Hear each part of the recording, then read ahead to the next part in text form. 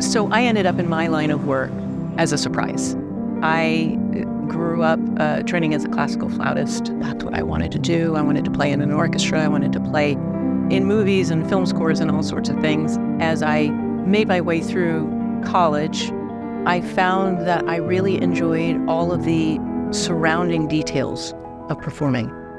I never really knew that that could be a career.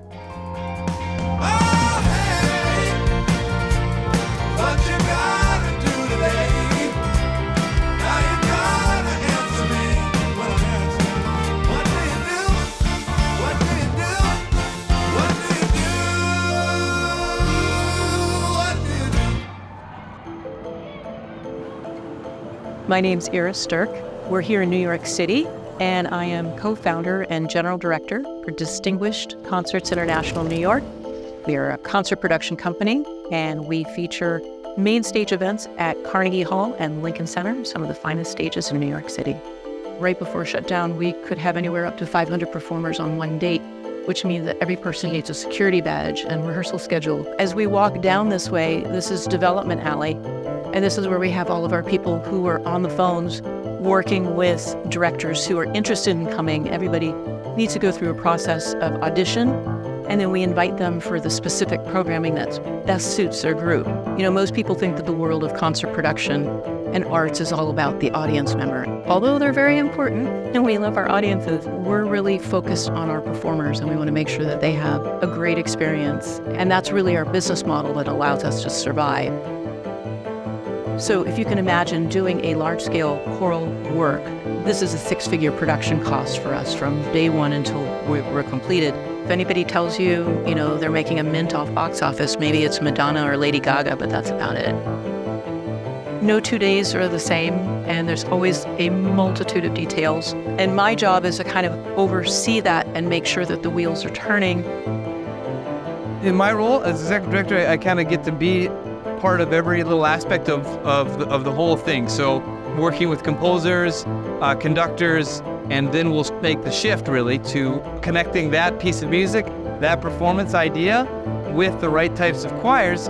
Lots of great concerts. I love walking down here and seeing all the wonderful people that we've worked with. It's really all about the relationships. That's really the fun of it, is finding the amateur choirs, the high school choirs, the community choirs that are going to connect with that piece of music. It just really becomes an administrative game at that point. It's all the little details and all the organizing and making sure that everything's exactly right and exactly in place, so the experience is everything that it promises to be. And these are people who will make sure that their kids continue learning music. They're the ones who buy tickets when there's a classical concert in town. So for us, it's more of an educational mission to make sure that these people become a part of the solutions of what's needed. I hope that answered your question. There's so much that goes into it. I started it with our artistic director and my business partner, Jonathan Griffith, and we thought we'd do 1 or 2 performances. In that first year, we did about 8 main stage performances. That's when you know you've found where you're supposed to be.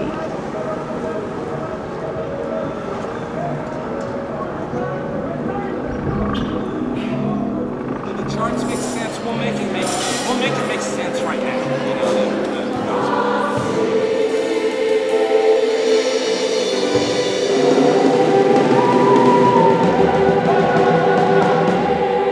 Today was our second day of rehearsal. We rehearsed the music over and over again, and it was after an hour or so, it was about putting it all together. And tomorrow we're on the stage. That's when all the kids go, oh, we really are going to do a concert tonight. Oh, and it's in Carnegie Hall. I'm responsible for anything that happens at rehearsals and performances for these concerts that we're putting on. Renting out the rehearsal spaces, finding the accompanists. We wait at the stage door for all of our performers. We help them get to the rooms where they need to be, where they can warm up, get ready, get changed. We've had our dress rehearsal this morning where they got to come on stage for the first time. Backstage, they're all so excited to perform tonight. feeling the joy come off of the participants is what makes this job so much fun. This gives an opportunity for some of these rural schools to be able to be in a choir of 200, and maybe they have 20 at home, and it's just a completely different experience. And probably our biggest compliment is when our performers head out and they say, oh my God, I had no idea so much had to be done in order to make this happen. So if we can make it seamless and they don't notice it, that's a win in our book. But it's rewarding to know that there are people who are aware of how much work and passion that goes into making this possible. I don't know if you can see the room behind me, but like people are making friends from states and from areas of the country that they would have never met otherwise. And none of this would have happened without music. Like anything else in the arts, it's not always what you know, it's who you know.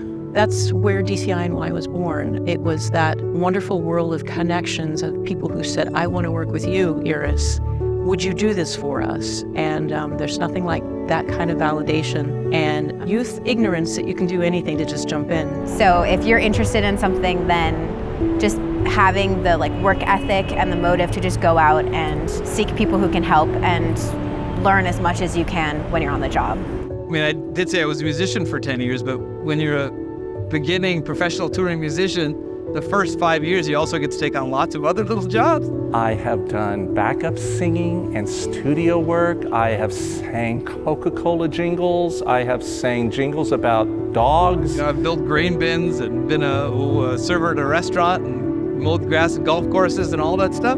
Go at every one of those jobs with the spirit of, well, this is the one I have right now and I'm going to do the best I can at it. And I ended up in New York City and found this job, which is perfect for me. And before I moved out here, I had no idea what it was. I didn't know this was a thing. I think that's the joy of life, is that you have to remain curious and not feel like what you decide today is forever. I'm majoring in theater currently, and that was completely inspired by my mom and being able to work behind the scenes. She really puts the clients, the singers, the directors, the art above everything else. That's always her priority, and I just look up to her so much and what she's done. I probably would print hundreds of these for their done enough wall space. But every concert's really something special. Not only the people that are on stage, but the music that they created, the audience that was there, and the memories afterwards.